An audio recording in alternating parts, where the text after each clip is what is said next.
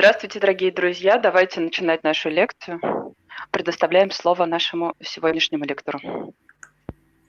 استاد بفرمایید. متشکرم. من متاسفانه دسترسی به دوربین ندارم. نمیدونم مشکل از چی هست. ولی خب دوربینتون روشن، حالا من دوباره بذارید. الان باید دسترسی داشته باشید. Дорогие друзья, у нас небольшие проблемы с камерой. Одну минуту. نه متاسفانه هنوز من دسترسی ندارم آیه ابوالحسنی. خب آقا مرتضی میخواید استاد رو هاستش کنید که دسترسی هم داشته باشه، هم کامل خودشون.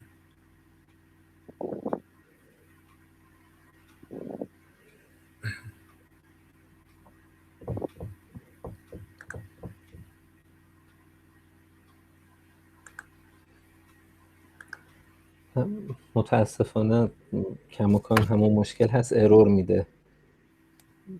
اکسس من به دوربین دیسیبل هست. جالبه. خب آقا مرتضی مشکل چیه؟ ببینم آقا مرتضی ما چی میگن. شاید شما باید یه بار خارج بشید دوباره.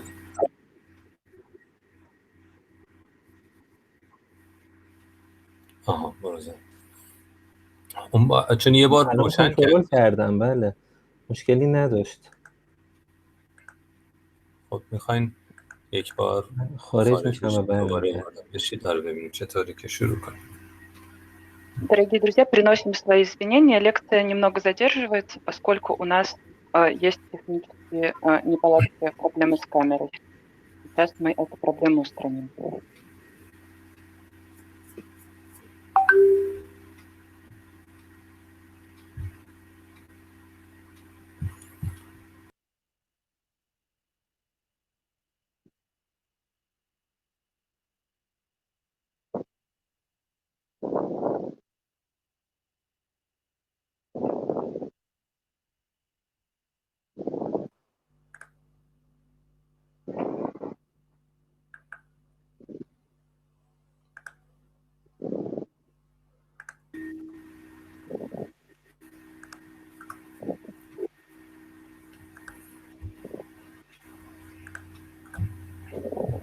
خب من متاسفانه دسترسی به دوربین ندارم، ولی اگه صلاح میدونید با توجه به اینکه دوستان حاضر هستن بحث رو شروع کنیم.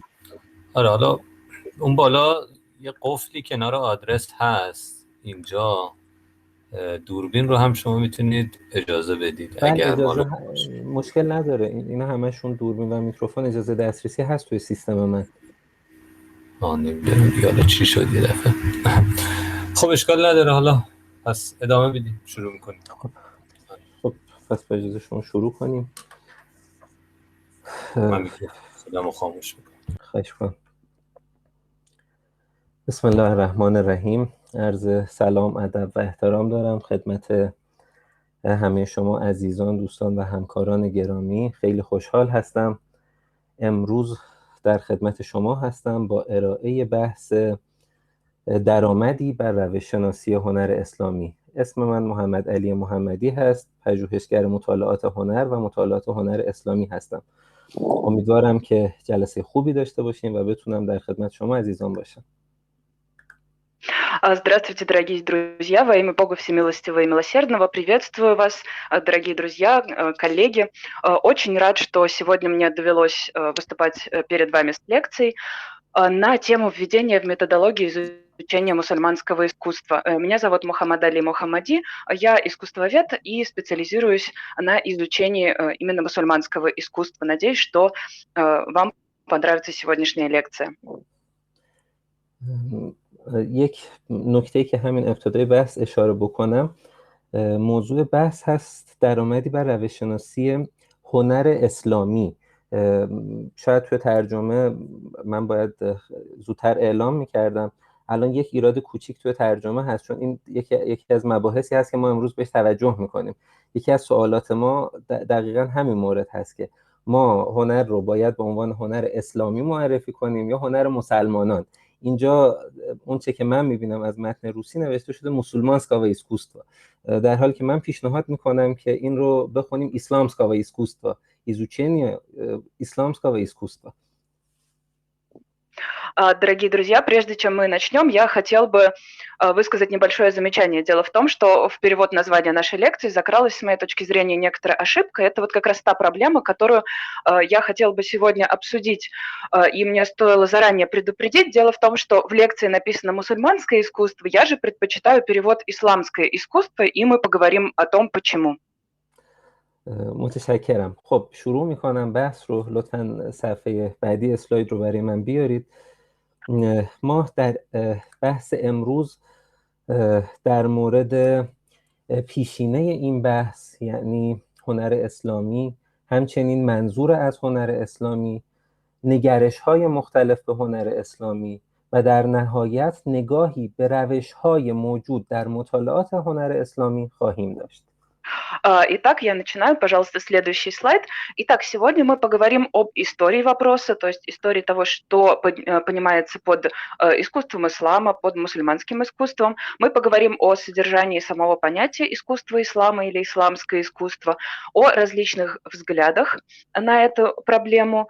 И дальше у нас будет небольшой обзор различных методов, которыми исследователи пользуются при изучении искусства ислама. لطفاً اسلاید بعدی. Пожалуйста, следующий слайд. خب ما در همین ابتدای بحث باید یک تعریفی از هنر اسلامی داشته باشیم. هنر اسلامی یعنی چه؟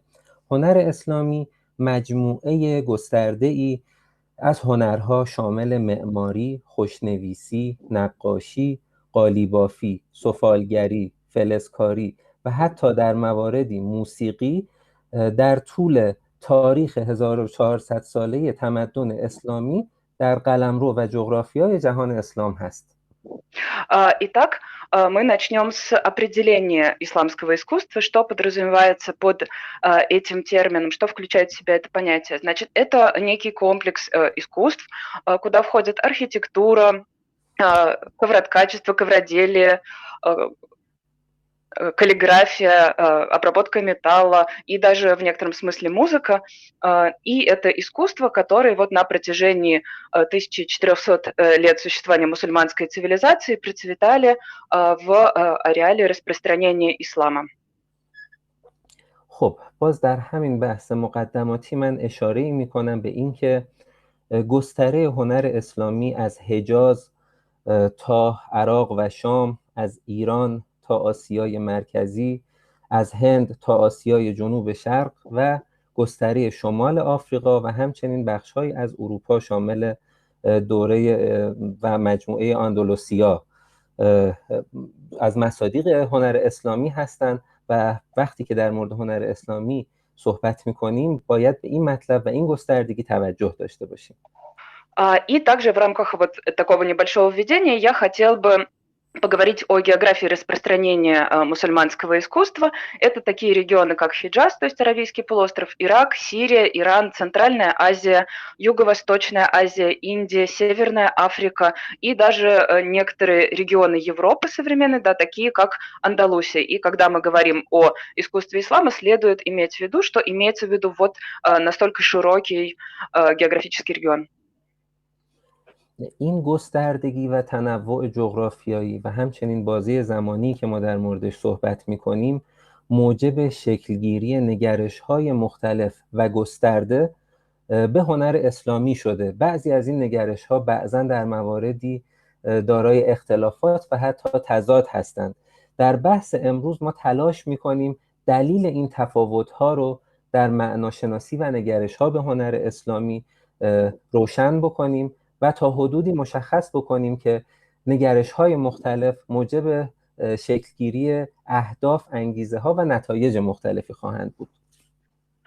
Итак, сегодня мы с вами поговорим о том, что вот настолько широкое распространение мусульманского искусства и такая длительная история его существования привело к тому, что сложились в ходе истории различные взгляды на то, что есть, что представляет собой искусство ислама, и иногда эти взгляды не только не согласуются друг с другом, но и входят в прямое противоречие, и сегодня мы обсудим с вами причины вот этих возникших различий во взглядах на содержание понятия искусства ислама и посмотрим, каким образом это поможет нам определить цели, мотивацию людей, которые занимались исследованием исламского искусства.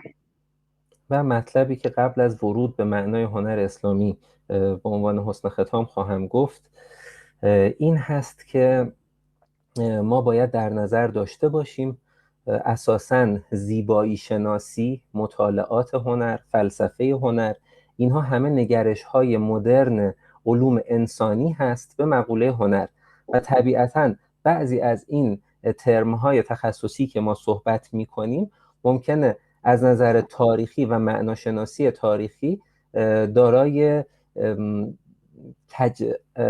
کج‌فهمی‌ها و کج‌تابه‌های ادراکی باشه که باید به اونها دقت کنیم. من سعی می‌کنم در ادامه در بخش پارادایم‌های موجود در هنر اسلامی به برخی از این تفاوت‌ها اشاره کنم. Итак, чтобы вот так завершить это небольшое введение в нашу сегодняшнюю лекцию, я хотела бы сказать, что следует иметь в виду, что такие понятия и такие области знаний, как эстетика, искусствоведение, философия искусства, все они представляют собой современный взгляд на искусство, и эти термины, когда используются при разговоре о таком древнем явлении, как исламское искусство, могут привести к неправильному пониманию. И сегодня, когда мы будем рассказывать о различных парадигмах восприятия, парадигмах исследования исламского искусства, мы рассмотрим этот вопрос подробно. خب، معنای هنر اسلامی. ما وقتی با این پرسش مواجه میشیم با دو تا کلانگزاره و دو تا گزاره اساسی مواجه میشیم. آیا منظور از هنر اسلامی مجموعه ای از هنرهای برآمده از متون و آموزه‌های اسلامی و دین اسلام هست؟ یعنی از درون دین اسلام، کتاب مقدس، قرآن کریم، آیات، روایات، ما از اینها به هنر اسلامی میرسیم؟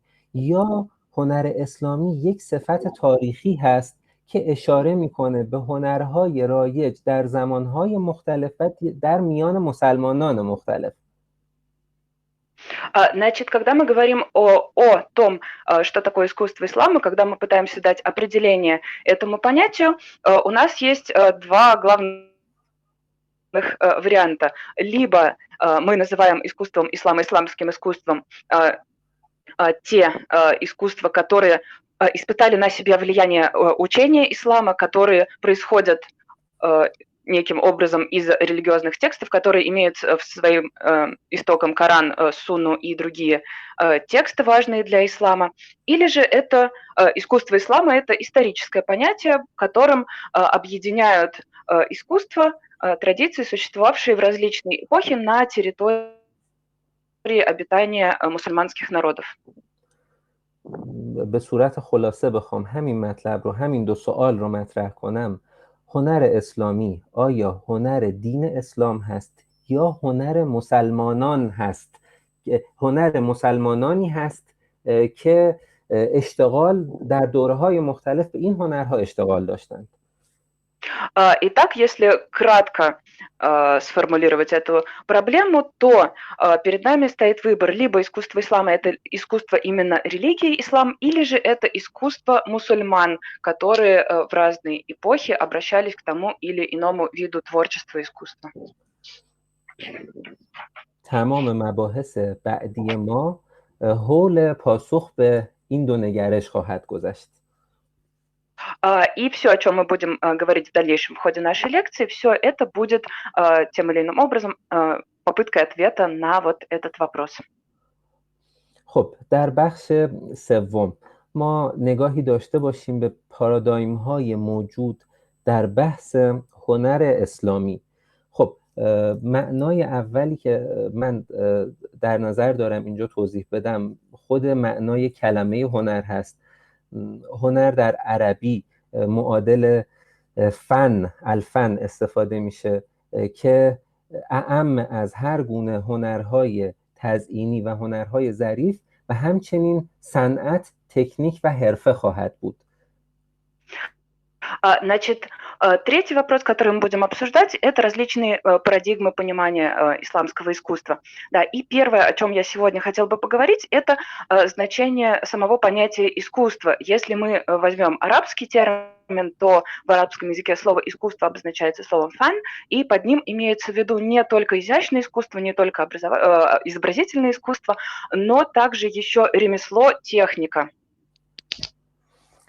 بله و همچنین کلمه هنر در زبان فارسی از ریشه سانسکریت هونره گرفته شده که به معنای فضیلت انسان هست، یعنی هر فعل و رفتاری که از انسان صادر بشه.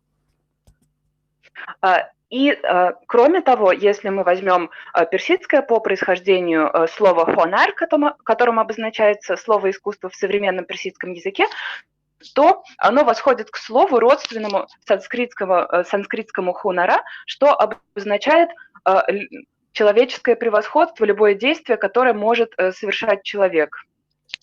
همچنین خیلی جالب هست در خود زبان روسی، چون من در مورد هنر مسیحی، هنر ارتدوکس علاقه‌مند هستم و پژوهش میکنم، واژه ایسکوستوا در زبان روسی از ریشه ایسکوسی هست در زبان اسلاویانسکی کهن که اون هم دلالت داره به تلاش‌های انسانی.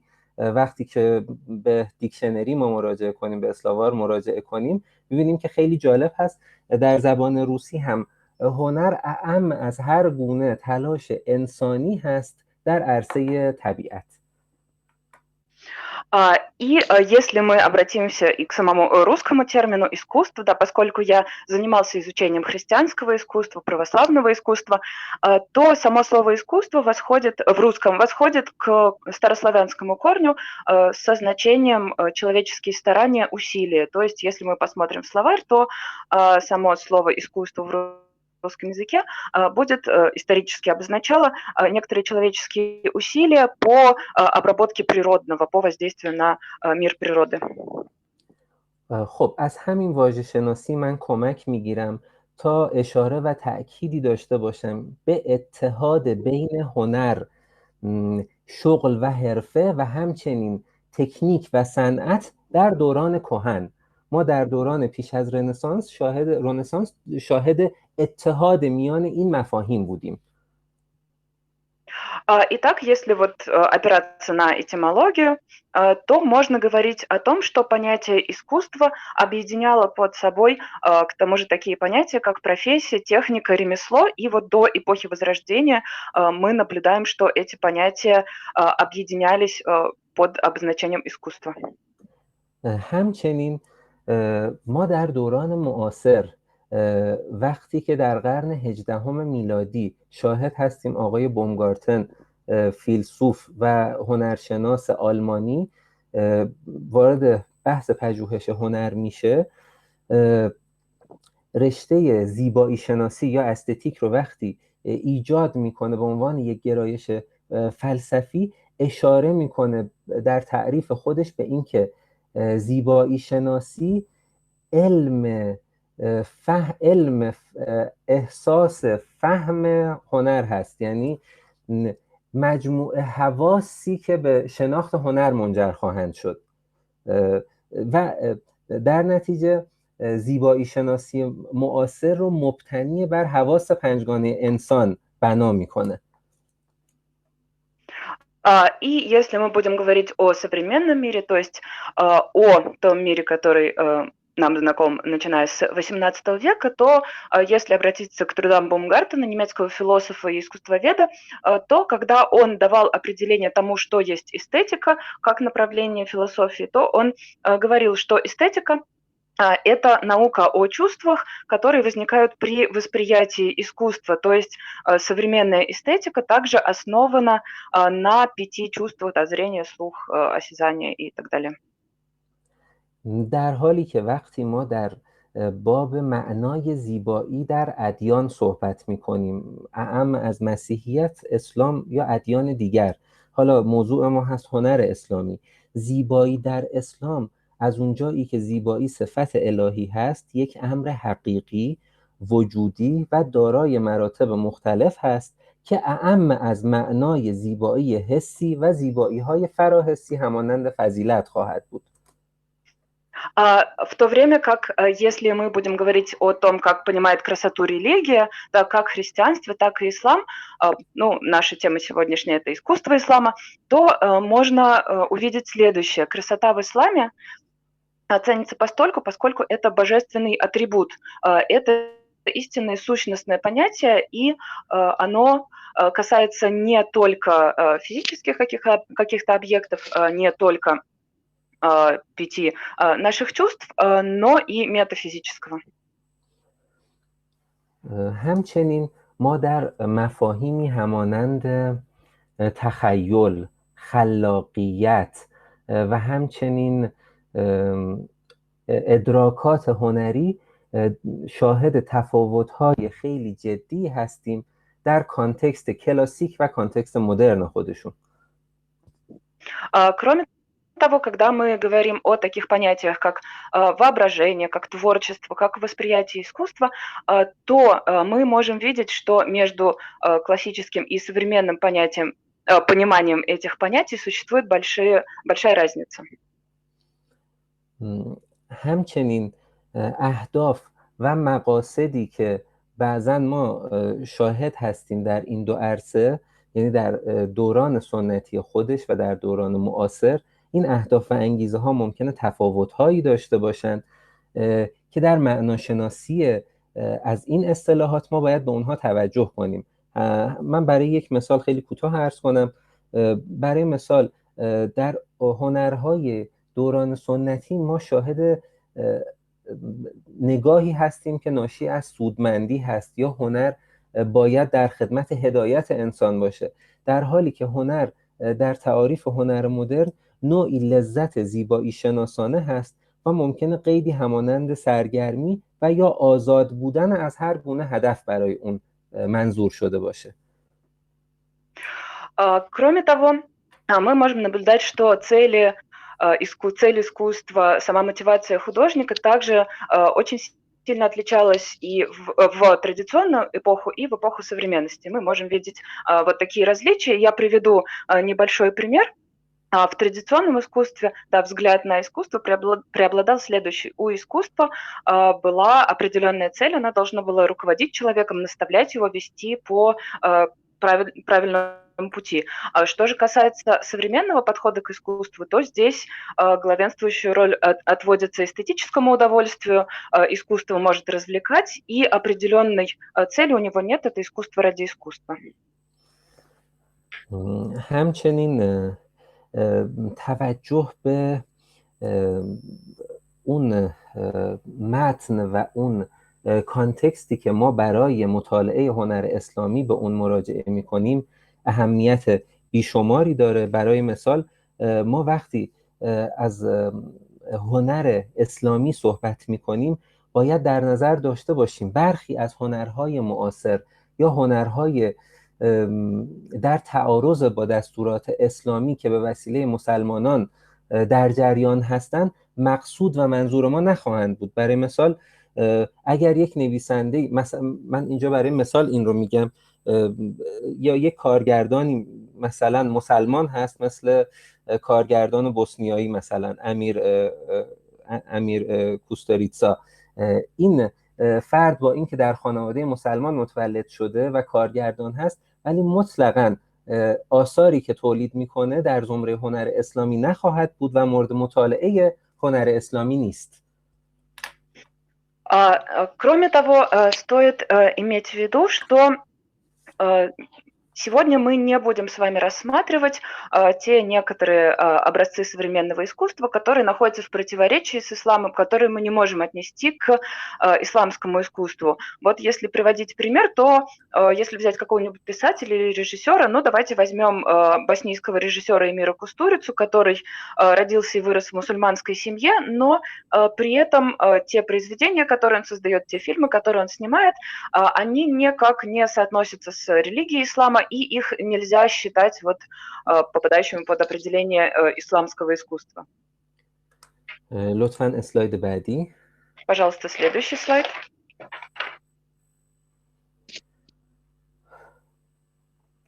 خب بحث بعدی که ما باید به اون توجه داشته باشیم رویکردهای مختلف در مطالعات هنر اسلامی هست.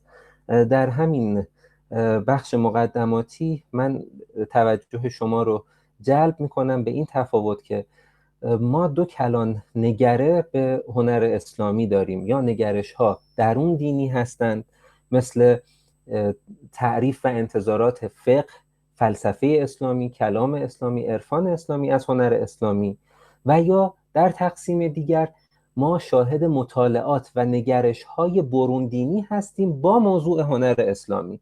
چنین نگرشی خب در نگاه شرق شناسان هست، در نگاه هنرشناسان معاصر، در نگاه تاریخ نگاران و همچنین نسبت به پژوهشگران حوزه فرهنگ ما شاهد استفاده از این نگرش هستیم، یعنی کلان نگره درون دینی و کلان نگره برون دینی نسبت به هنر اسلامی.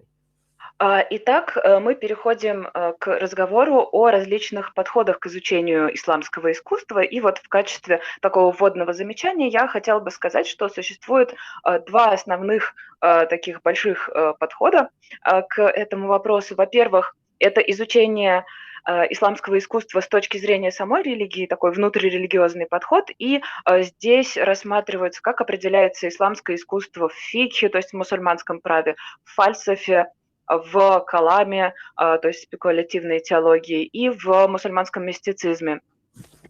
И второй большой подход, кардинально отличающийся от первого, это подход светский, то есть взгляды и студии востоковедов, искусствоведов, историков и культурологов. خب و اما بحث آخر توی این بحث انگیزه ها و توقعاتی که هر کدوم از این نگرش ها نسبت به هنر اسلامی خواهند داشت. ما با توجه به گستردگی این نگرش ها شاهد انگیزه های مختلف در مطالعات هنر اسلامی هستیم. در نتیجه اهداف مختلفی در مطالعات هنر اسلامی وجود داره. در نتیجه این اختلاف انگیزه ها، این اختلاف اهداف ها باعث میشه که ما در نتایج دارای تفاوت های متعددی باشیم. И последнее, о чем вот в связи с этим вопросом хотелось бы поговорить, это то, что у исследователей исламского искусства, исследователями исламского искусства также движут совершенно различные побудительные мотивы, и у них существуют различные ожидания от изучения исламского искусства. Да, поскольку это очень широкая область, то различные темы рассматриваются в ней, и различные причины побуждают исследователей обращаться к этим студиям. Соответственно, существует очень большое количество различий. بله، من فقط یک مثال کوچکی در همین مورد بزنم. برای مثال در نگرش‌های درون دینی در فقه اسلامی، حالا فقه اسلامی خودش یک بحث گسترده هست و یک موضوع مستقلی هست برای صحبت کردن. حالا این فقه میتونه فقه شیعی باشه، فقه اهل سنت باشه که گرایش‌های مختلفی دارن، چه در شیعه چه در اهل سنت. در فقه اسلامی به معنای عام انتظاری که وجود داره در مورد جواز و عدم جواز یک هنر هست.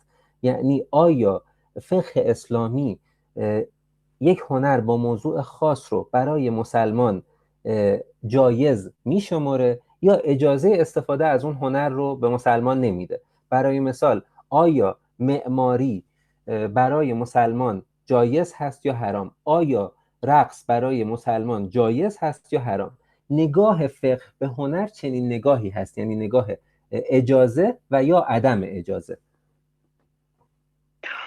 И вот в качестве примера такого небольшого я хотела бы привести, ну вот в рамках изучения исламского искусства с точки зрения религии, я хотела бы привести, значит, изучение искусства с точки зрения фикха, мусульманского права. Ну, собственно, фикх – это отдельная большая тема, он может быть, мусульманское право, там бывает шиитское, суннитское, и внутри суннитского и шиитского также существуют различные школы и направления. Сейчас мы об этом не будем говорить, но вот в целом, если посмотреть на фикх, то какие ожидания у исследователей искусства в этой области, использующих этот подход, существует.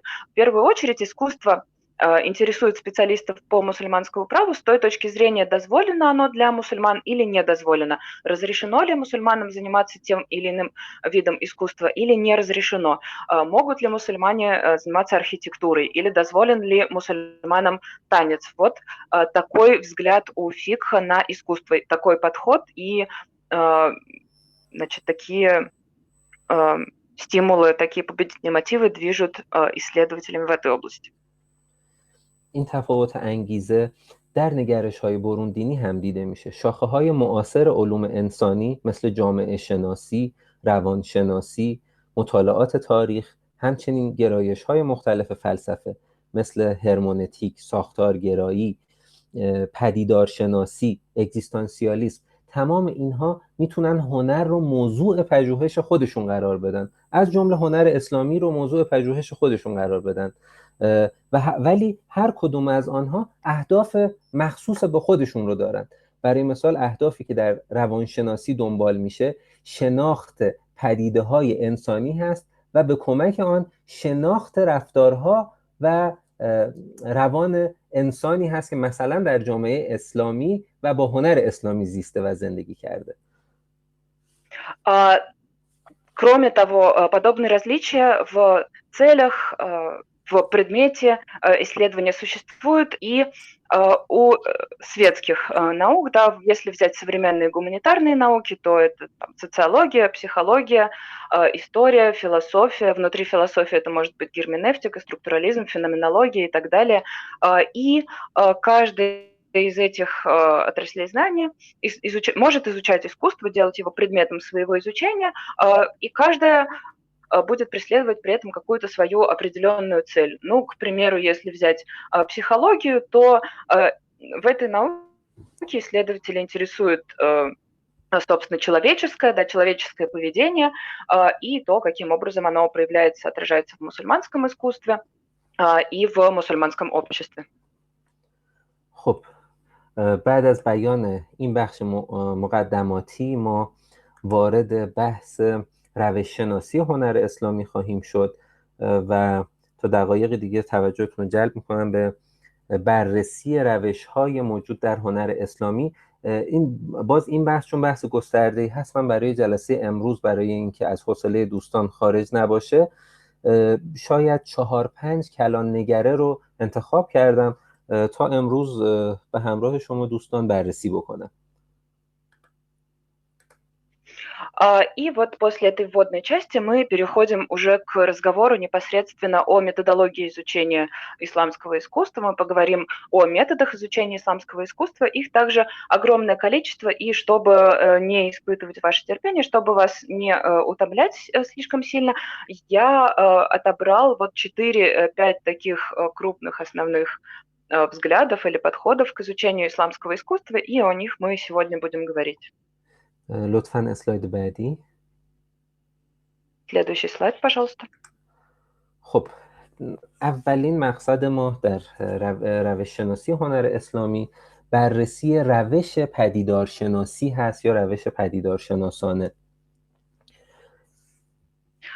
Первая наша цель здесь при изучении исламского искусства будет рассмотрение подхода к изучению исламского искусства с точки зрения феноменологии. خب همونطور که شاید بسیاری از شما اطلاع داشته باشید، اصطلاح پدیدارشناسی اصطلاح فلسفی هست که از قرن 18 میلادی شاید خیلی متداول شد توسط افرادی مثل امانوئل کانت، آقای هانریش لامبرت و همچنین فیلسوف شهیر آلمانی ویلهلم هگل به کار گرفته شد. Как вы, я уверен, знаете, сам термин феноменология, да, он возник в философии, это философский термин, и существует он с XVIII века, возник он в трудах таких философов, как Иммануил Кант, Ламберт и Гегель.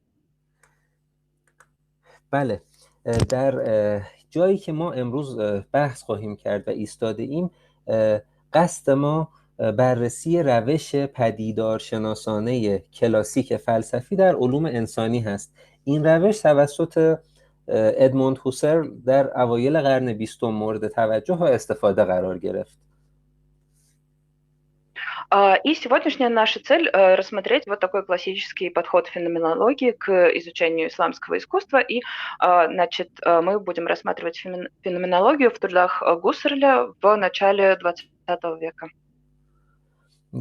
و اما ویژگی هایی که ما در اینجا شاهدش هستیم، روش مطالعه توصیفی پدیدارها بدون در نظر داشتن پیشفرض و بدون هر گونه پیش‌داوری.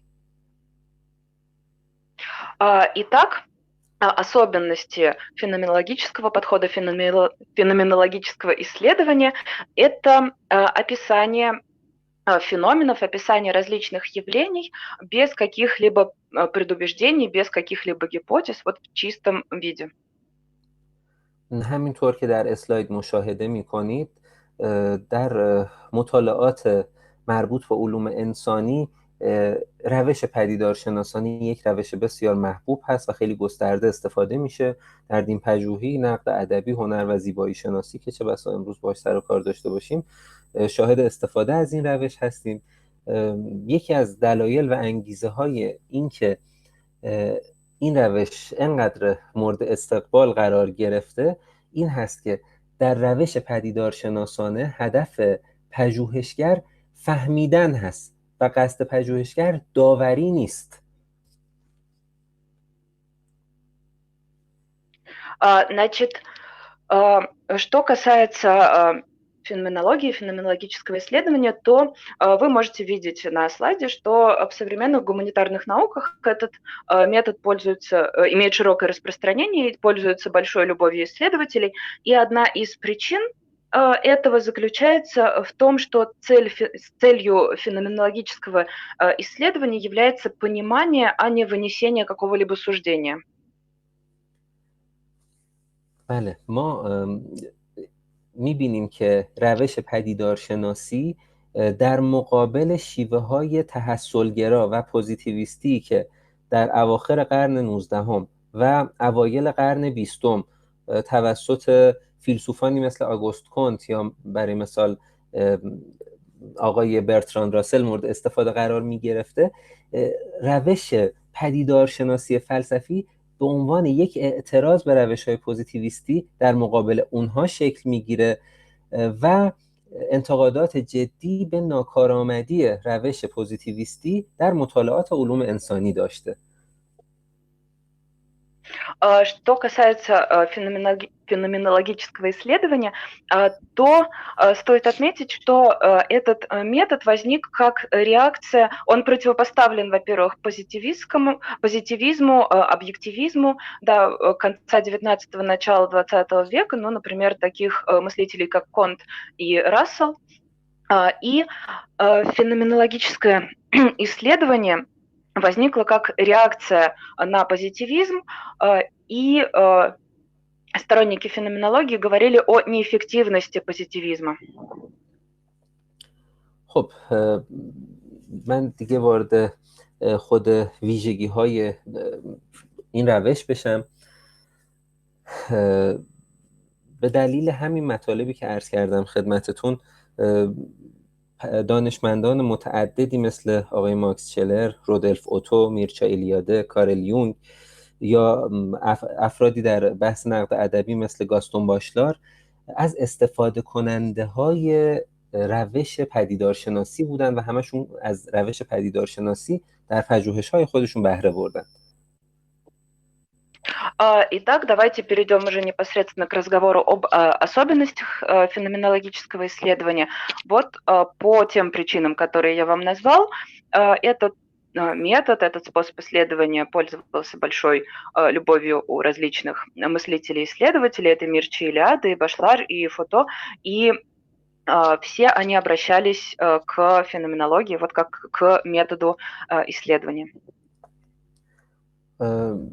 همینطور که در اسلاید می‌بینید روش پدیدارشناسانه روشی هست که مبتنی بر شناخت ماهیت‌ها هست این در مقابل با روش پوزیتیویستی هست که کاری به ماهیت نداره و کار در اصل به دنبال واقعیت هست و مدعای خودش اینه که ما به حقیقت کار نداریم و به واقعیت میپردازیم.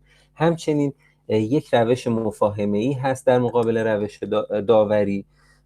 ویژگی بعدی ظرفیت بالای انتقال مفاهیم هست. در نظر بگیرید یک پژوهشگر ساکن روسیه، یک پژوهشگر روس وقتی در نظر میگیره مطالعات اسلامی رو انجام بده، خب شاید پوزیتیویسم ظرفیت خوبی برای مطالعات برای اون ایجاد بکنه، ولی برای انتقال بعضی از مفاهیم، خصوصا انتقال مفاهیم فرهنگی و دینی، نارسا و ناتوان هست، در حالی که روش پدیدارشناسانه ظرفیت بالای انتقال مفاهیم داره که من به اون اشاره کردم. در مورد آخر هم این که ما در این روش از توصیف پدیدارها به صورت همدلانه استفاده میکنیم. چون موضوع بحث ما الان این نیست، من به این پروسه نمیپردازم، ولی در این پروسه یک روش خیلی مطلوب و مناسبی هست در مطالعات تطبیقی، برعکس شیوه های تاریخی نگر هست که من در ادامه به اون خواهم پرداخت. Итак, следует помнить, что феноменологическое исследование занимается сущностью и поиском некой истины, заключающейся в том или ином явлении, и противопоставлен позитивистскому подходу. Позитивизм у нас претендует на то, что описывает некую реальность и не имеет, не связан никак с поиском истинной сути явлений. Вот. И точно так же феноменологическое исследование у нас выступает за понимание, в отличие от позитивизма, который выносит определенные суждения категорически по тому или иному вопросу. Далее, кроме того, феноменологическое исследование обладает высоким потенциалом интерсубъективности, то есть эта методика, этот метод исследования позволяет наилучшим образом разъяснять те или иные понятия, культурные концепты, связанные с религией. Да, к примеру, у нас есть некий русский исследователь, и если он использует позитивистский подход, то позитивизм, конечно, позволяет ему объяснить своим иностранным коллегам какие-то термины из области культуры и религии, но потенциал позитивизма гораздо ниже, чем у феноменологии. И следующее. Важно, что эта методика феноменологии, да, она позволяет описывать различные явления, различные феномены эмпатически, используя эмпатию, и таким образом именно этот метод является наиболее подходящим для сравнительных исследований. Сейчас вопрос эмпатии в исследованиях – это не та проблема, которую мы будем обсуждать, мы, в общем, ее оставим, обойдем, но, да, стоит только помнить, что феноменологические исследования хороши при проведении каких-либо сравнительных исследований, и здесь феноменология у нас противостоит историцизму, о котором мы поговорим далее. слайд بعدی لطفاً. Пожалуйста, следующий слайд. خب در حوزه اسلام شناسی ما میبینیم مستشرقینی همچون آقای هانری کوربن، آقای توشیهیکو ایزوتسوی ژاپنی، خانم آنی ماری شیمل از سوئیس، از کشور سوئیس، اینها همشون در مطالعات شرق شناسی و اسلام شناسی خودشون از این روش بهره بردن و آثار قابل توجهی رو ارائه دادن. باز چه بسا دلیل موفقیت و اقبالی که این پژوهشگران داشتن در این عرصه استفاده از روش پدیدارشناسانه بوده که بدون در نظر گرفتن مرزهای جغرافیایی و تاریخی و با حذف اونها در تلاش برای فهم عناصر مشترک فرامکان و فرازمان موجود در مطالعات دینی به اون اقدام کردند. Итак, если мы посмотрим на специалистов, которые обращались к этой методике в своих работах, то среди исламоведов-востоковедов мы можем назвать таких исследователей, как Анри Корбен, как японец Тосихико Идзуцу, как Анна-Мари Шимель из Швейцарии. Все они являются авторами важных трудов в области исламоведения и востоковедения. И причиной их успеха является вот именно обращение к феноменологическому исследованию, то есть они, не обращая внимания, не принимая во внимание различные географические, временные, да, исторические границы явлений и событий, пытались описать, понять некие общие элементы в искусстве ислама и в религии. بله متشکرم. در زمینه هنر اسلامی همچنین پژوهشگران غربی موفقی رو ما بخوایم اسم ببریم، آقای جیمز دیکی، هانری استیرلند، اسماعیل فاروقی، خود آقای هانری کوربن از این روش استفاده کرده‌اند که من در ادامه بعضی از این ویژگی‌ها و نتایج این روش رو در مطالعات هنر اسلامی خدمت شما عرض خواهم کرد. Далее, если говорить, собственно, об изучении исламского искусства, то здесь к феноменологическому исследованию обращались такие западные востоковеды, искусствоведы, как Джеймс Дики, Анри Штирлин, Исмаил Фаруки, Анри Корбен. Далее мы поговорим с вами о неких результатах, которых они добились, и об особенностях их методологии. ببینید در این روش که ما در موردش صحبت کردیم، پژوهشگر هنر فقط به سراغ پدیده‌های هنری نمیره، یعنی صرفاً به معماری مسجد توجه نمیکنه، فقط به برای مثال خوشنویسی و یا مینیاتور اسلامی توجه نمیکنه، بلکه برای فهم کامل این آثار به سراغ اندیشمندان مسلمانی که در این موارد حضور داشتند و زیستند، زندگی کردند و نظراتی داشتند، به اونها هم رجوع میکنند.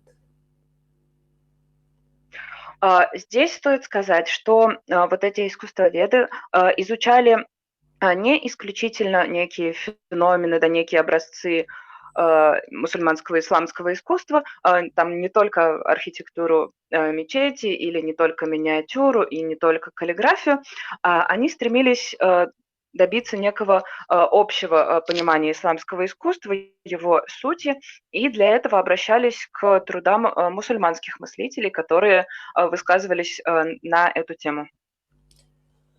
برای همین در آثار افرادی مثل آقای کوربن یا همین آقای جیمز دیکی که اشاره کردم، ما شاهد هستیم که این پژوهشگرها برای تحلیل هنر اسلامی، فهم هنر اسلامی، به سراغ فیلسوف و اندیشمندان مسلمان میرن، از جمله استفاده از آثار شهاب الدین سهروردی و یا آثار فلسفی صدرالدین شیرازی برای فهم صحیحی از هنر اسلامی.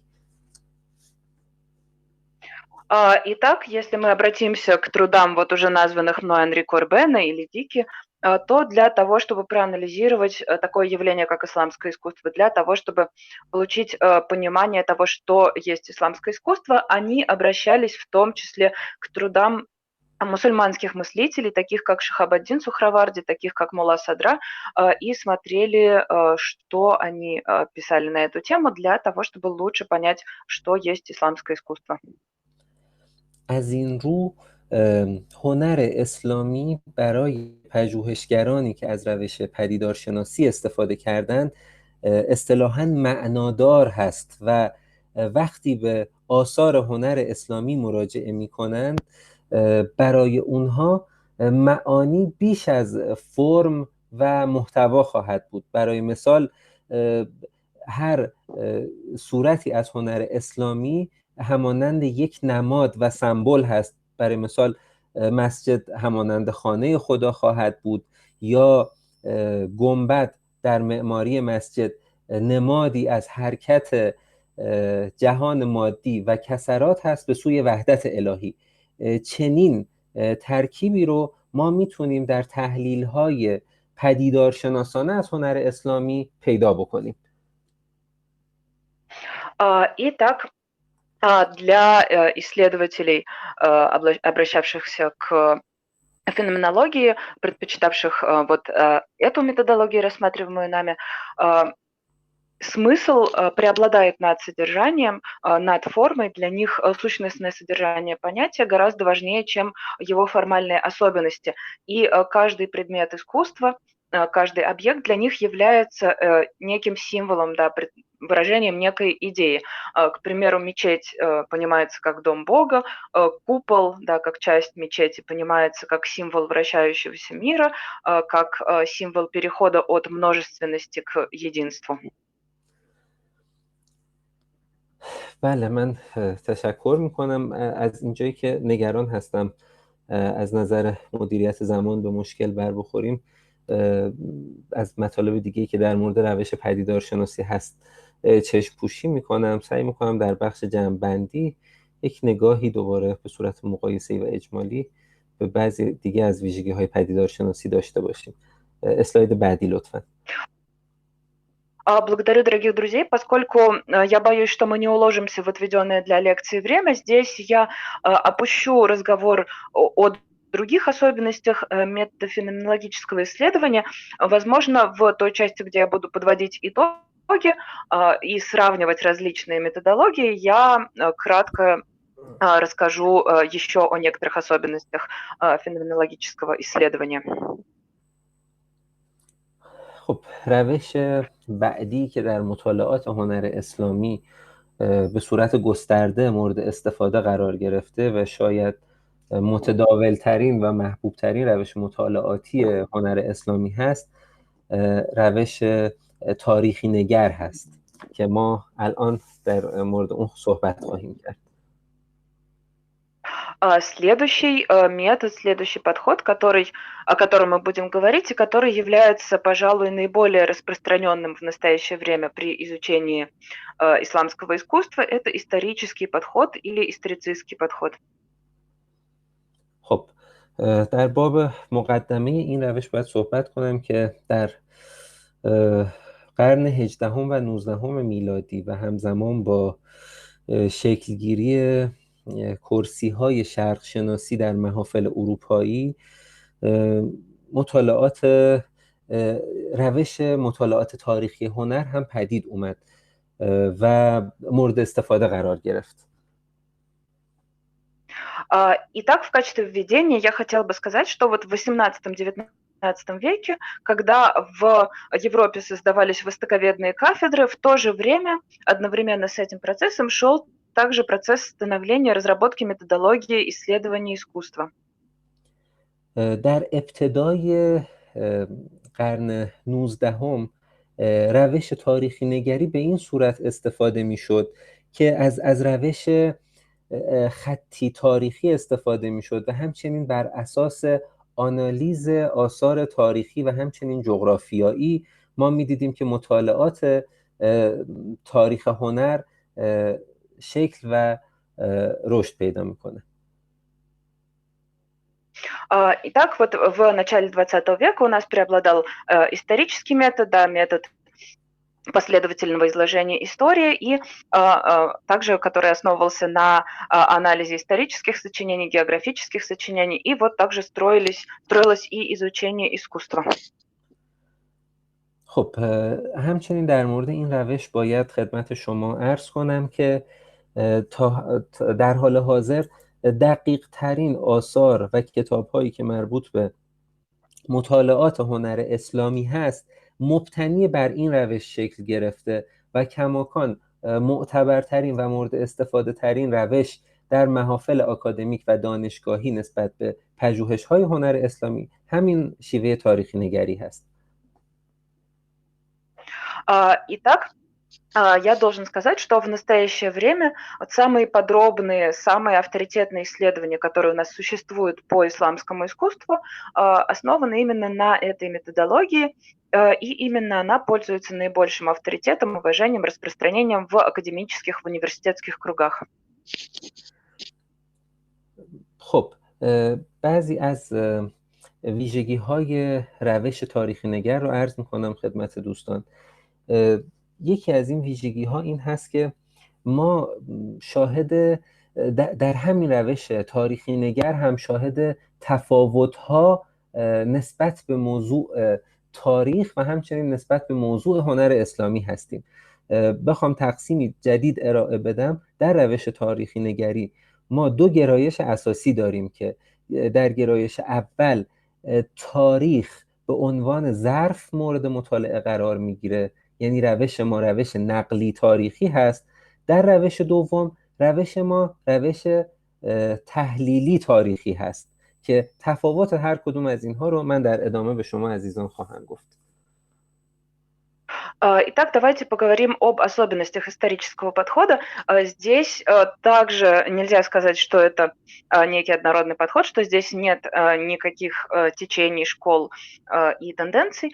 Если взять вот такую наиболее крупную классификацию, то существуют у нас две основные тенденции в рамках исторического подхода. Это, во-первых, первое заключается в том, что история понимается как некое вместилище, да, некий сосуд, и вот внутри нее происходят некоторые события, то есть это нарративная история.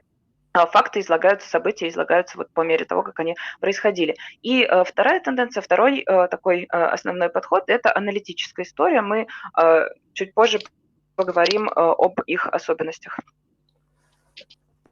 ببینید در گرایش اول که ما اشاره کردیم گرایش نقلی تاریخی هست، تاریخ به عنوان ظرف اتفاقات بشری مورد توجه قرار گرفته و انسان فاعل پدیده هایی هست که در اطراف خودش وجود داره و انسان موضوع هنر اسلامی خواهد بود به عنوان خالق این هنر، در حالی که در روش تاریخی تحلیلی وقتی که دقیق تر نگاه میکنیم به آثار نویسندگان همانند آندره گودار یا اولگ گرابار، حالا اسم خواهم برد از اینها، ما به نوعی از دترمینیسم تاریخی میرسیم که تاریخ رو علت اتفاقاتی میدونه که در اون ظرف افتاده. Итак, если поговорить о разнице между этими двумя подходами, то, значит, в нарративном подходе история понимается у нас как вместилище всех событий, происходивших с человечеством. Человек является основным деятелем, основной причиной всех событий, и также человек будет главным предметом изучения истории исламского искусства. Вот человек как создатель, собственно, исламского искусства. А если брать аналитическую историю, например, если внимательнее рассмотреть труды таких историков исламского искусства, как Андре Годар, как Олег Грабарь, то здесь мы видим, что можно наблюдать такое явление, как исторический детерминизм, и история с точки зрения этих исследователей является причиной событий, да, не человек, а сама история. خب مطلب بعدی که باید به اون توجه داشته باشیم، توجه شما رو جلب میکنم به این که سوالی که در ابتدای این بحث از شما پرسیدم، هنر اسلامی یعنی چه؟ هنری که برآمده از آموزه های دین اسلام هست یا هنر مسلمانانی که در طول تاریخ زیستند؟ در حال حاضر ما الان نگاهی داشتیم به روش پدیدارشناسانه و روش تاریخی نگر. اگر دقت بکنیم در روش تاریخی نگر، مخصوصاً در قسمتی که ما شاهد تأکید بر جبر تاریخی و دترمینیسم هستیم، هنر محصول مسلمانان و محصول دورانی هست که مسلمانان زیستند. برای همین اگر در دوره‌ای پادشاهی حاکم بوده یا خلیفه‌ای حضور داشته که نسبت به بعضی از هنرها مخالف بوده اون هنرها رشد نکردن و اگر نسبت به هنری علاقه داشته حتی اگر اون هنرها در فقه حرام بودن اون هنرها شکل پیدا کردن، همانند موسیقی، همانند نقاشی و نگارگری. لطفا ترجمه کنید بعد من ادامه خواهم داد چون یکم طولانی میشه. Итак, следующая наша проблема. Если мы вспомним о вопросе, который я задавал в самом начале нашей лекции, да, что есть исламское искусство, что мы включаем в это понятие.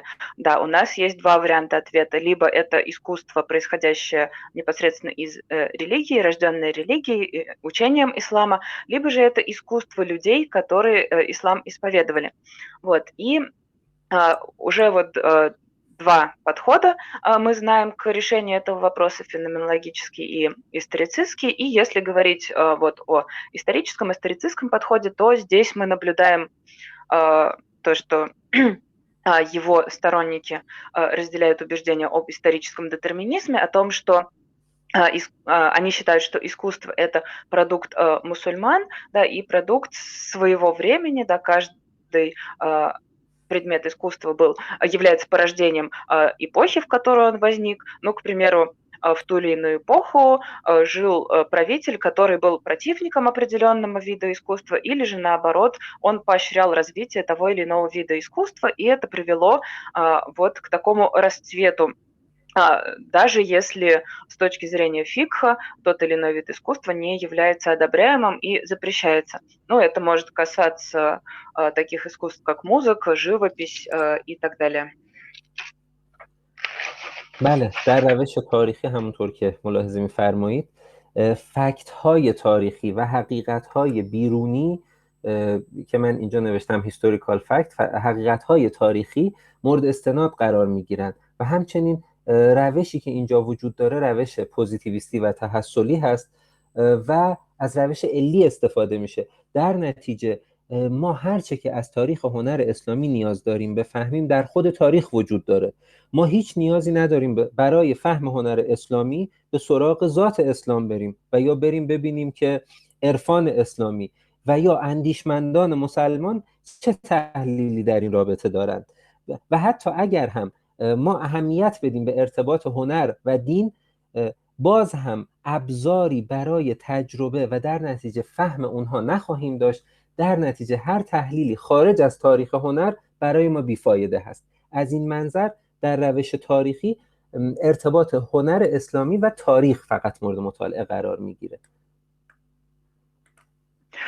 Итак, с точки зрения сторонников исторического подхода, только исторические факты имеют значение, только они могут служить аргументами при построении тех или иных выводов. Да, это позитивистский подход, объективистский подход, основанный на причинно-следственных связях, да, отношениях между явлениями и объектами.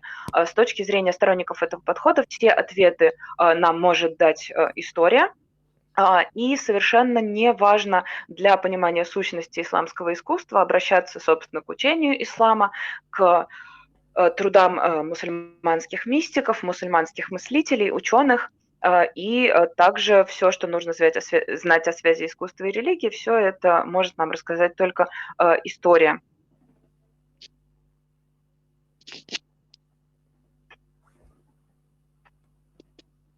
بله بفرمایید استاد. متشکرم. خب همینطور که مشاهده کردید و برای مثال، چون در مورد قبلی هم مثال آوردم، مورخان، لطفاً اسلاید بعدی لطفاً. خب همونطور که اشاره کردم در مورد قبلی هم مثال زدم، اینجا هم یک مثال داشته باشیم. مورخان هنر اسلامی که از این شیوه استفاده کردن، اسم اونها اینجا موجود هست. معروف ترینشون آقای اولگ گرابار و آندره گودار هستند.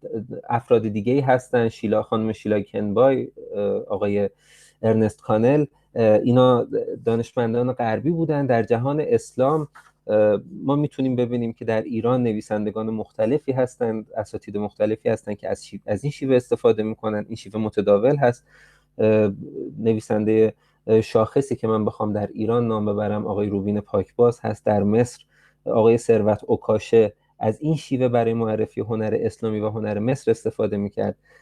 در ترکیه و در مورد هنر اسلامی دوره عثمانی ها خانم گلرو نجیب بغلو از این شیوه استفاده میکرد و همچنین در حوزه قلمرو پاکستان یعنی شبه قاره هند که امروز بخش اسلامی هنر اسلامی ما میگیم پاکستان در نظر میگیریم، آقای شاه کاظمی، رضا شاه کاظمی در پاکستان از این شیوه بهره بردن. Итак, вот я уже привел вам примеры, как вы сами видели, очень многие исследователи обращаются к этому методу, и в качестве примера исследователей, историков исламского искусства, которые являются сторонниками исторического подхода, можно привести значит, таких людей, как Андре Годар, Олег Грабарь, Эрнст Кюнель, Шейла Кенби и других западных исследователей. Их имена перед вами на слайде. Кроме того, помимо западных исследователей, есть сторонники этого подхода и в Иране, и в целом в мусульманском мире. Среди них можно назвать исследователя по фамилии Пакбас. Есть у нас и египетские, и турецкие исследователи, там исследователи османского искусства, да, это Серват Окаше, Гольру Наджибоглу.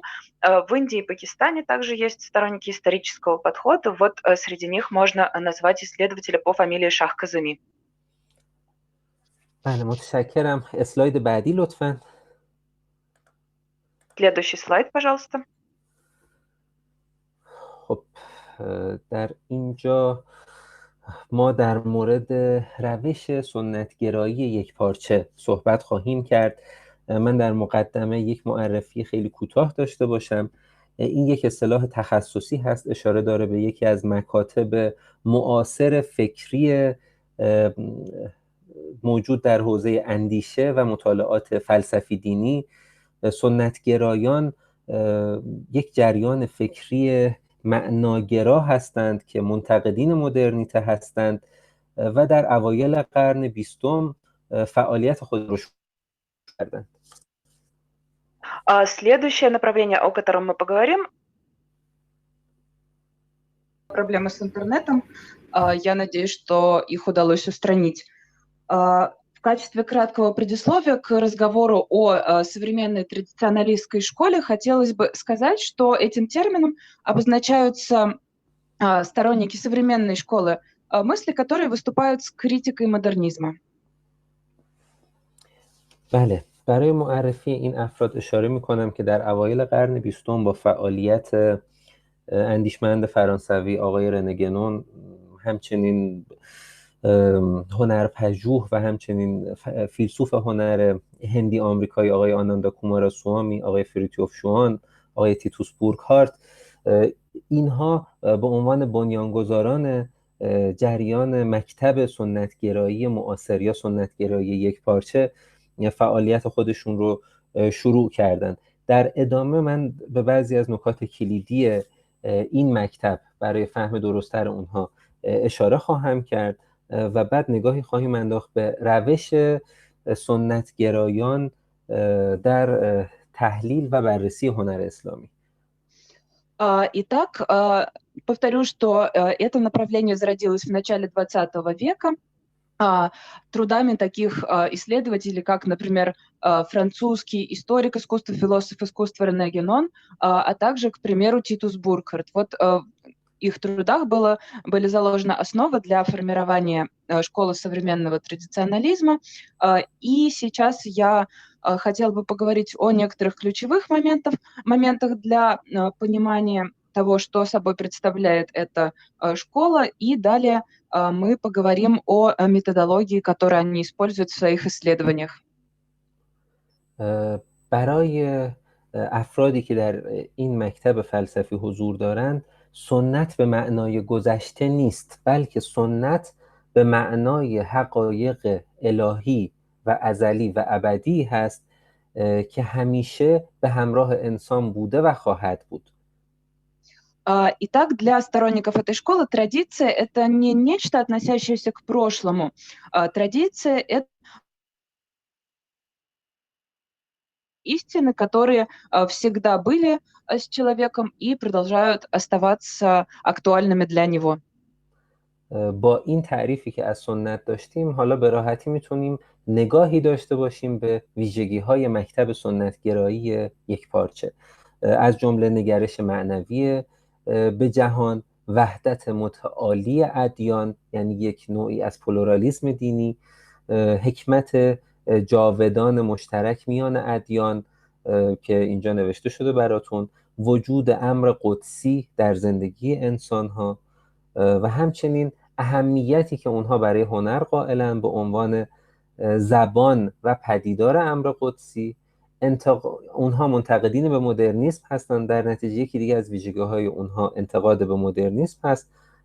و نکته بعدی استفاده از روش تأویلی و تحلیلی عرفانی نسبت به هنر اسلامی هست. خیلی عذرخواهی می‌کنم، جمله رو اصلاح می‌کنم، استفاده از روش تأویلی تحلیلی و همچنین عرفانی هنر اسلامی هست. Итак, вот мы дали определение традиции с точки зрения представителей современной традиционалистской школы, и теперь мы можем перейти к разговору об особенностях этого направления исследования. Итак, во-первых, это духовное видение мира, это представление о неком трансцендентальном единстве религий, всех религий, да, представление о существовании некой извечной мудрости, да, вы видите перед собой термин, и мудрость – это общая для всех религий. Кроме того, представители этой школы верят в существование сакрального в жизни человека, в то, что искусство является, собственно, языком сакрального, да, языком, при помощи которого это сакральное проникает в жизнь человека. Кроме того, сторонники этой школы выступают с критикой модернизма, да, и также, если говорить о методологии, то сторонники современной традиционной школы обращаются к методу аллегорического толкования и к мистическому толкованию при изучении искусства ислама. بله، باید در اینجا در توضیح این موارد عرض کنم که همونطور که ملاحظه کردید افراد سنتگرا قائل به وحدت متعالی ادیان هستند و قائل هستند به اینکه یک امر مقدس در زندگی انسان وجود داره. خب اینجا یک تقسیمی رو ما شاهد هستیم در سنت. همونطور که عرض کردم سنت معنای خودش رو داره. حالا همین سنت دو بخش میشه برای سنت گرایان، حوزه ظاهر یا اگزوتریزم و حوزه باطن یا ایزوتریزم. Итак, мы уже сказали, что для представителей современного традиционализма характерно представление о неком высшем трансцендентном единстве всех религий и о существовании сакрального в жизни человека. Вот. А если говорить о самой традиции, то здесь можно сказать, что для сторонников этой школы, этого направления мысли, важно выделять внутри традиции два пласта, два уровня. Это внешний или экзотерический уровень и внутренний или эзотерический уровень. امر قدسی به عنوان یکی از مهمترین وجوه سنت در باطن قرار داره، یعنی در حیطه ایزوتریزم. از طرفی ما برای فهم امر قدسی نیاز به یک ابزار داریم و این ابزار در حوزه اگزوتریزم ظاهر میشه. این ابزار در گام اول برای سنتگراها دین هست و در گام دوم هنری هست که با ذات دین در ارتباطه. Итак, место, где располагается сакральное, да, с точки зрения сторонников современной традиционалистской школы, это внутренний пласт, это эзотерическое знание. И для понимания сакрального человек нуждается в неком инструменте. И с точки зрения сторонников современной традиционалистской школы, в первую очередь, да, первым шагом на пути к постижению сакрального является религия, а второй шаг нам позволяет сделать искусство. которое связано с религией. بله.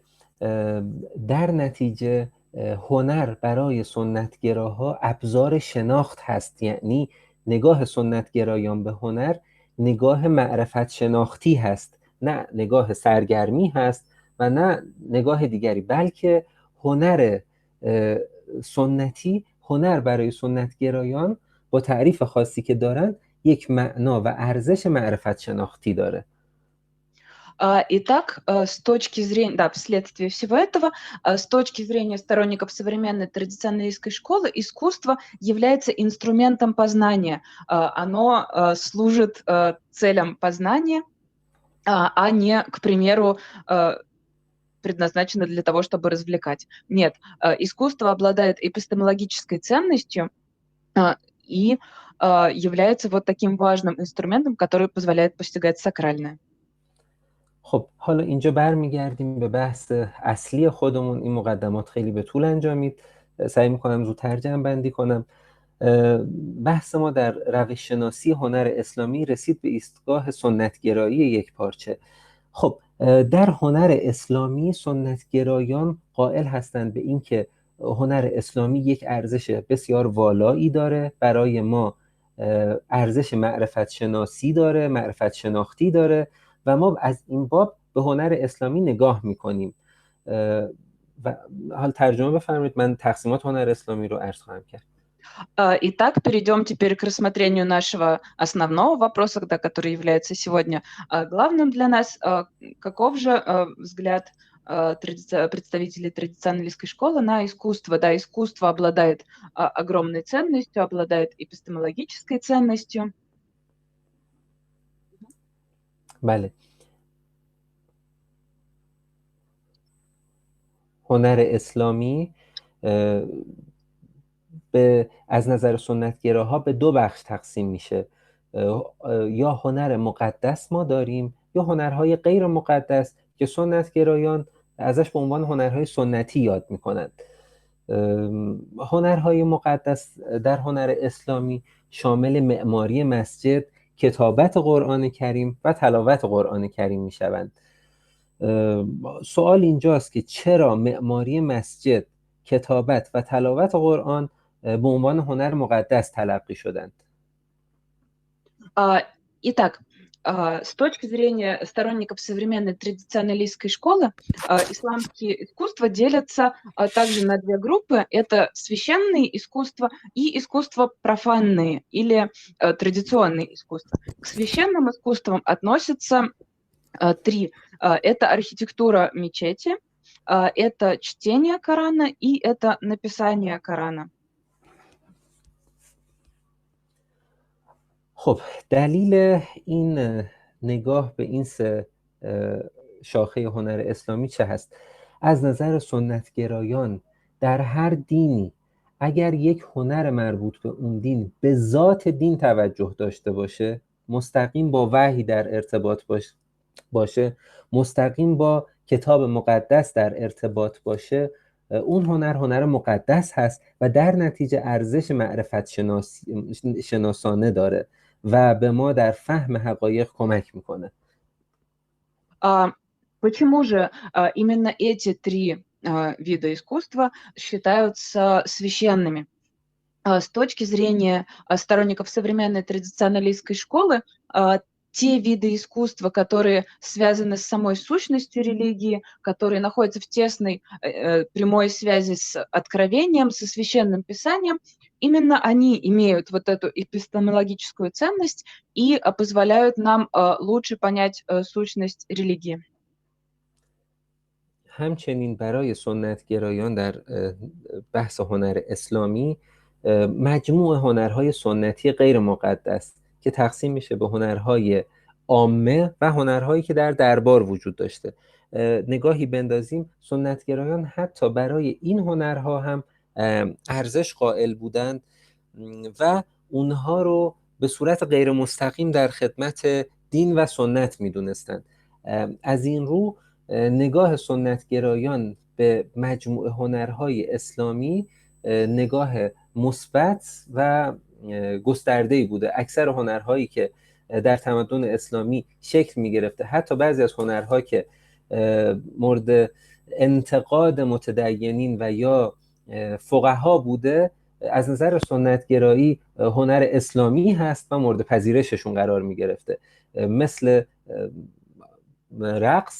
رقص سماع برای صوفیان، سماع صوفیه، و همچنین موسیقی که در مجلس سماع صوفیه استفاده می شده و برای هر کدوم از اینها تحلیل های عرفانی ارائه می دادن. Итак, как мы видим, с точки зрения сторонников современной традиционалистской школы, в исламском искусстве выделяется священное и профанное.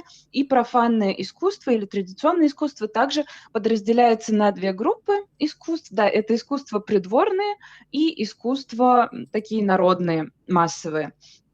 И эти две группы также являются ценными с точки зрения сторонников традиционной современной традиционалистской школы, и с их точки зрения даже эти виды искусства, пусть не напрямую, но все же служат религии и традиции, находятся у них на службе. Значит, и так можно сказать, что с точки зрения сторонников современной традиционалистской школы, исламские искусства оцениваются положительно, им приписывается высокая ценность, и большинство искусств, видов искусства, которые сложились в мусульманской цивилизации, даже если они критиковались людьми религиозными, даже если они подвергались нападкам и осуждению со стороны факихов, да, мусульманских правоведов, все-таки с точки зрения сторонников современной традиционалистской школы они считаются полезными и считаются относящимися к искусствам исламским. Но, к примеру, да, в качестве примера можно привести дервишеские родения или танец во время церемонии сама, то есть дервишеских родений, да, у суфиев, и также музыку, которая исполняется в ходе этих церемоний. Да, и этим видам искусства приписывались различные мистические толкования. خب برای جنبندی این بحث، چون زمان بسیار کوتاه هست، من فقط اشاره میکنم که چون توجه خیلی عمیقی دارم به بحث باطن، از این جهت با عرفان اسلامی، با صوفیزم در جهان اسلام خیلی همگرایی دارن، خیلی توجه دارن، اونها رو بخشی از پروسه شناخت سنت میدونن در هنر اسلامی. شاید ما در یک مجال دیگری، در یک بحث مستقلی بتونیم در مورد ویژگی‌های خیلی گسترده و عمیق مکتب سنتگرایی استفاده کنیم، چون حقیقتاً در مطالعات مربوط به شرق شناسی و یا مطالعات دینی یا هنر اسلامی از نظر من ظرفیت‌های خیلی زیاد و کمتر شناخته شده‌ای در این روش سنتگرایان وجود داره. خب این بخش رو دیگه تمام میکنم. لطفاً بزنید اسلاید بعدی. Итак, поскольку время наше ограничено, то я очень кратко подведу итоги вот по этой части. Итак, можно сказать, что сторонники современной традиционалистской школы уделяют много внимания также суфизму, мистицизму, считают их частью процесса передачи традиции, постижения традиции. И, возможно, как-нибудь в дальнейшем мы сможем поговорить с вами отдельно только об этом методе, только об этом направлении. Вот, поскольку я считаю, что в рамках востоковедных исследований есть большой потенциал у этой методологии. Пожалуйста, следующий слайд.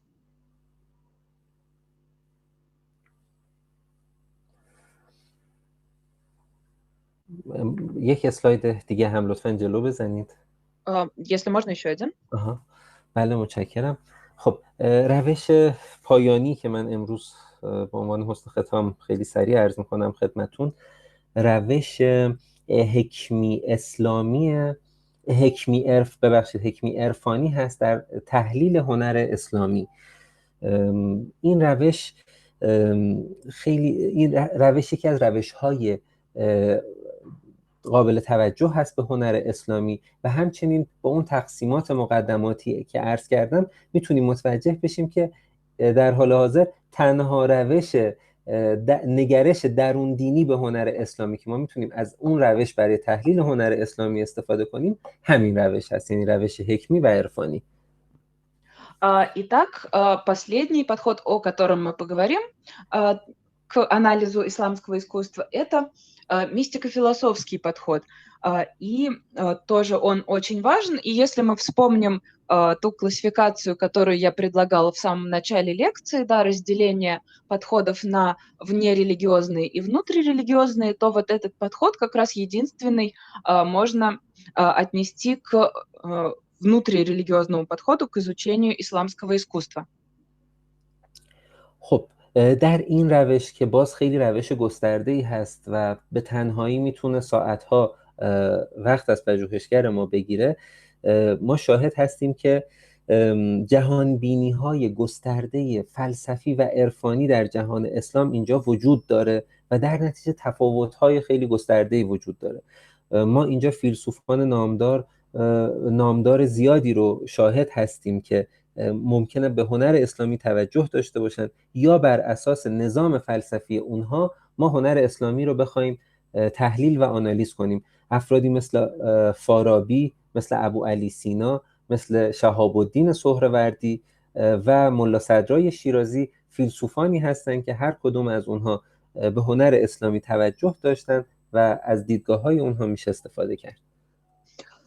Значит, можно часами говорить о том, что представляет собой мистико-философский подход. Также следует учитывать, что этот подход не однороден, это не какое-то единое направление. Да, в среде мусульманских мыслителей, философов, мистиков также можно встретить совершенно различные картины мира, различные взгляды на мир, что приводит, собственно, и к разнице в подходах. И среди мыслителей, философов, которых можно отнести к сторонникам такого подхода к изучению исламского искусства, можно назвать Аль-Фараби, Ибн Сину, Шахабаддина Сухраварди и Муллу Садра Ширази. همچنین در بخش نگرش عرفانی و روش عرفانی تحلیلی هنر اسلامی ما نظام‌های فکری و جهانبینی‌های خیلی برجسته‌ای رو داریم از اندیشمندان بزرگی همانند ابن عربی، محی الدین ابن عربی، صدرالدین قونوی، روزبهان بقلی که همشون از شارحین ابن عربی هستند، همچنین مولانا جلال الدین بلخی که در حوزه عرفان و ادبیات فعالیت کرده و هر کدوم از اونها نگرش‌هایی دارن که قابل استفاده هستند در تحلیل هنر اسلامی. Да, кроме того, среди мыслителей, относящихся к мусульманским мистикам, чьи взгляды на искусство также могут быть использованы и также очень интересны, можно назвать таких мыслителей, как Ибн Араби, как Садраддин Конави, как Рузбехан Бакли, как Джалал-ад-Дин Руми, который также внес большой вклад в литературу. Вот их взгляды на искусство также обладают большим интересом для нас. بله، همونطور که در اسلاید مشاهده می‌کنید من اشاره کردم مهمترین بنیانی که بین تمام این نگرش هایی که ما اسم بردیم، افرادی که اسم بردیم، وجه مشترک در تمام اینها اصل توحید هست که مورد توجه همه مسلمانان و اندیشمندان اسلامی قرار داشته و در مرکز توجه اونها به هنر اسلامی اصل توحید و همچنین تنزیه وجود خداوند نهفته هست. Значит, самая главная общая черта, которая свойственна всем вышеперечисленным мыслителям и всем представителям, да, самым различным мистико-философского подхода, является то, что они опираются на принцип единобожия, да, таухида, который является основополагающим для всех мусульман и находится в центре их картины мира. И также принцип очищения сути, божественной сути.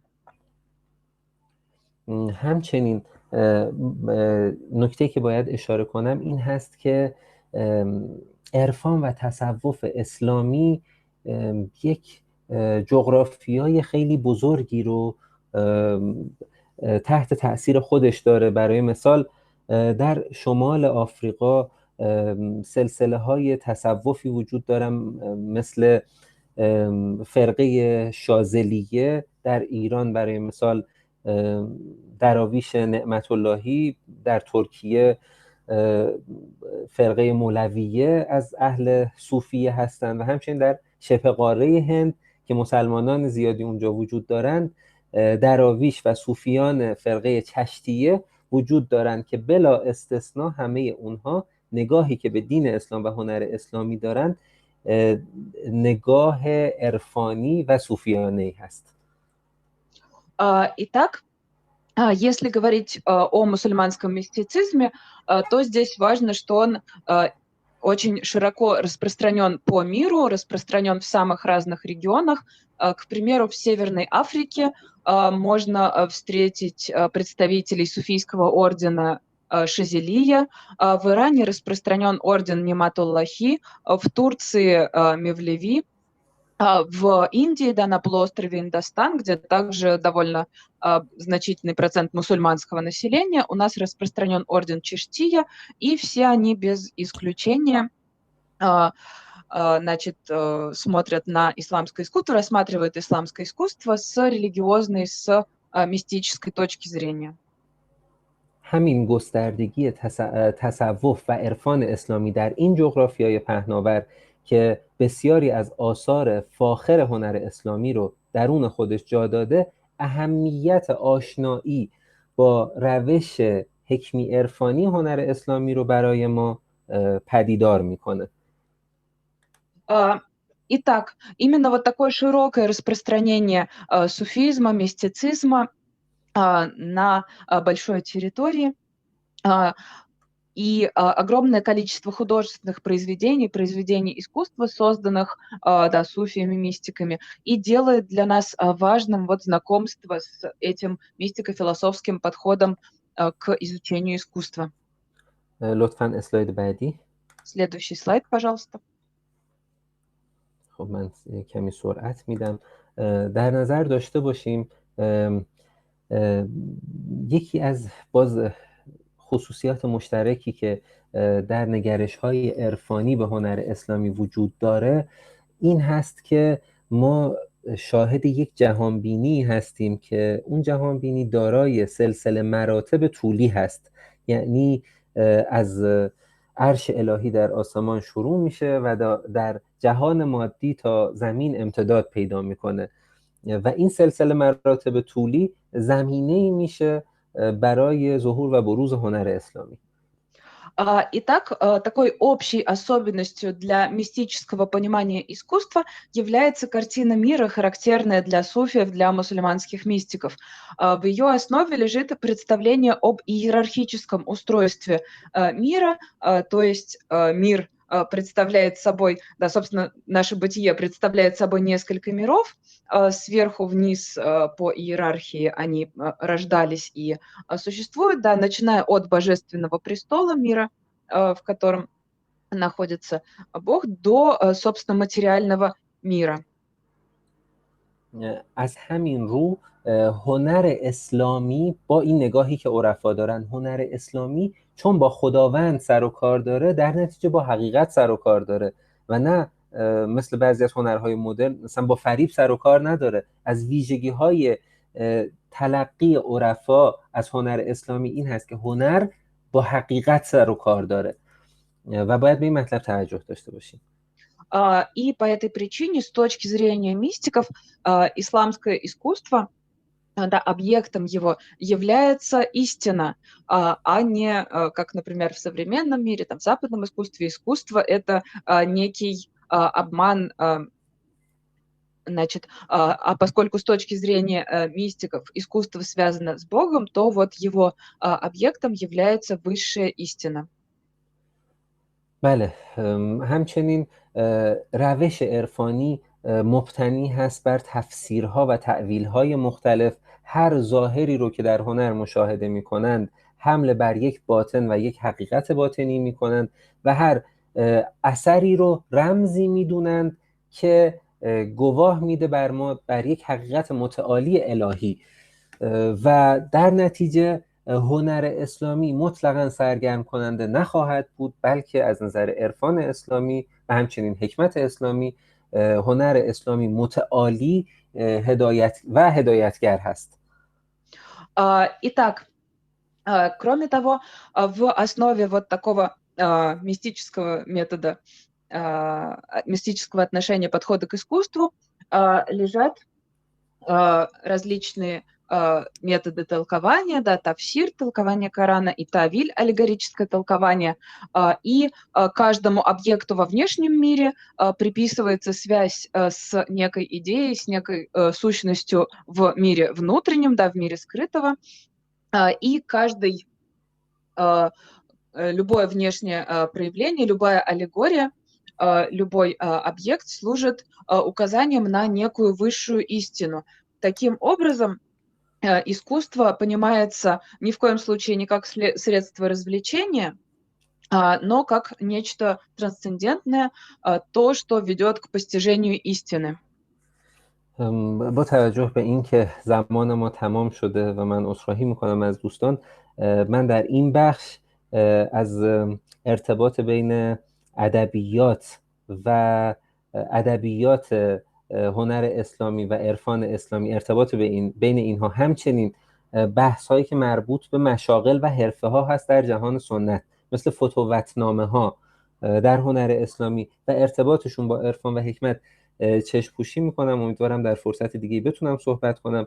همچنین در فرهنگ عرفان اسلامی ارتباط مستقیمی هست بین خدا و انسان و این ارتباط و یک چرخه وجود داره که از تناظر بین زیبایی و عشق بین انسان و خدا حرکت و انرژی خودش رو به دست میاره که متاسفانه الان فرصت نیست و من امیدوارم که در زمان و مجال دیگری بتونم باهاتون صحبت کنم.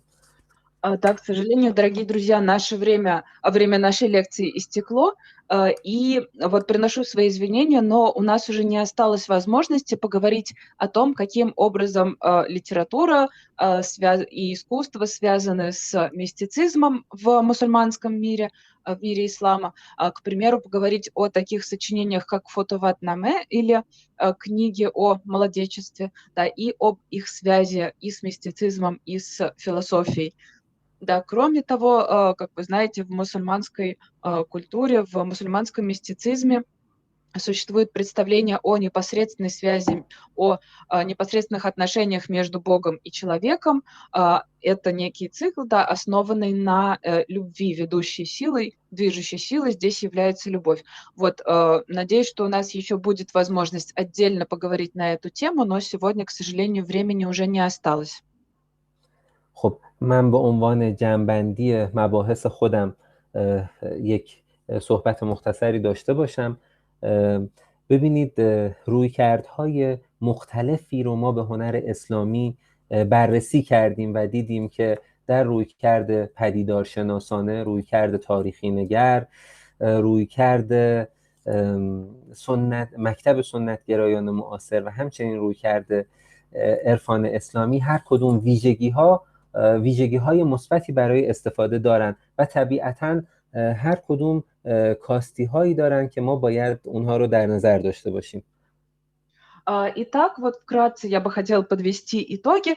Итак, мы с вами сегодня рассмотрели различные подходы к исламскому искусству, различные взгляды на искусство ислама. Мы рассмотрели подходы феноменологический, да, феноменологическое исследование, мы рассмотрели исторический подход или историцистский, также мы рассмотрели школу современного традиционализма и вот мистическое понимание искусства, понимание, с которым подходят к искусству мистики и философы.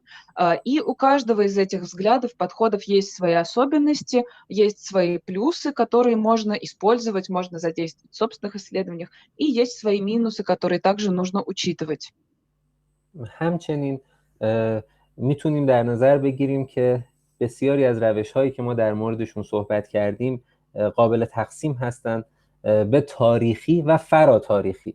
بعضی از شاخه‌های فراتاریخی به تاریخ بی اهمیت هستند، ولی بعضی از اونها به تاریخ اهمیت میدن، منتها به عنوان ظرف اتفاق ظرفی که در اون هنر اتفاق افتاده. Кроме того, вот методы, рассмотренные нами сегодня, можно также разделить на исторические и внеисторические, и некоторые из внеисторических признают значение истории, некоторые не признают вовсе. Вот те, которые признают, они признают за историей вот такую роль вместилища для событий, связанных с миром искусства. بله، هر کدوم از اینها همونطور که گفتم ویژگی‌های خودشون رو داشتن. مجدد من به سوالی که در ابتدای جلسه امروز داشتم رجوع می‌کنم. سوال ما این هست که آیا هنر اسلامی برآمده از متون اسلامی هست و یا آیا هنر مسلمانان در طول تاریخ هست؟ پاسخ این پرسش به عهده شما شنوندگان عزیز خواهد بود. ما میتونیم ببینیم که چقدر جالب هر کدوم از این روش‌ها پاسخ خودشون رو خواهند داشت و به ما در فهم دقیق‌تر و شناخت دقیق‌تر از هنر اسلامی کمک خواهند کرد. Итак, мы поговорили с вами о том, что у каждого из вышеперечисленных подходов есть свои особенности, и давайте вспомним еще раз вопрос, заданный мной в начале лекции, да, что есть искусство ислама, исламское искусство, происходит ли оно из текстов, имеющих отношение к религии ислам, или же это искусство людей, исповедовавших ислам на протяжении различных исторических эпох. И ответ на этот вопрос я вам предлагаю дать самостоятельно. И интересно, что каждый вот из рассмотренных нами сегодня подходов дает свой ответ на этот вопрос, ну а нам они помогают достичь лучшего понимания сущности исламского искусства. خب من مطالبم در اینجا پایان یافته. جا داره تشکر صمیمانه‌ای داشته باشم از پژوهشگاه فرهنگ و اندیشه اسلامی، بنیاد مطالعات اسلامی ابن سینا، همکاران عزیز در اون مجموعه، همچنین سرکار خانم یوونیا که زحمت کشیدن کار ترجمه امروز رو انجام دادن و همچنین همه شما عزیزان و شنوندگان محترمی که امروز حوصله کردید و شنونده مباحث امروز هم بودید. از همه شما عزیزان تشکر میکنم. Итак, дорогие друзья, на этом я хотела бы завершить сегодняшнюю лекцию и поблагодарить организаторов ее. Это фонд Ибн Сины, Институт гуманитарных исследований. Также я хотела бы поблагодарить переводчика и вас, дорогие слушатели, за ваше терпение, за то, что вы послушали сегодняшнюю нашу лекцию. لطفاً اسلاید پایانی رو هم به نمایش بگذارید. Да, и если можно, пожалуйста, последний слайд, самый последний. آخرین اسلاید. بله، این ایمیل من هست. هر کدوم از عزیزان که سوال و پرسشی داشته باشند در رابطه با مباحث امروز یا در حوزه مطالعات هنر اسلامی، من با کمال میل در خدمتشون هستم و خیلی خوشحال میشم که بتونم کمکی بکنم.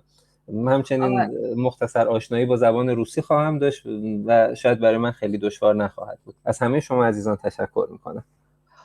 Итак, дорогие друзья, перед вами мой электронный адрес. Если у вас будут какие-то вопросы по теме сегодняшней лекции или по вопросу исследования исламского искусства, то, пожалуйста, пишите, я буду рад вам ответить. Я в некоторой степени владею русским языком, так что мне это будет не очень сложно. И еще раз благодарю вас за то, что были сегодня с нами.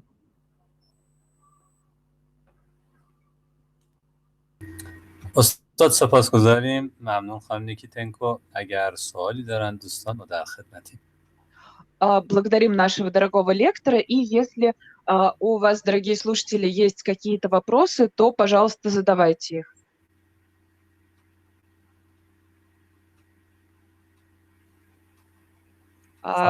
ظاهرا خانم آنا اسم شما رو خواستند دیگه. Да, переводчика зовут Евгения Никитенко. و خانم یولیا هم میگن که تشکر میکنند. تشکر میکنم. بله.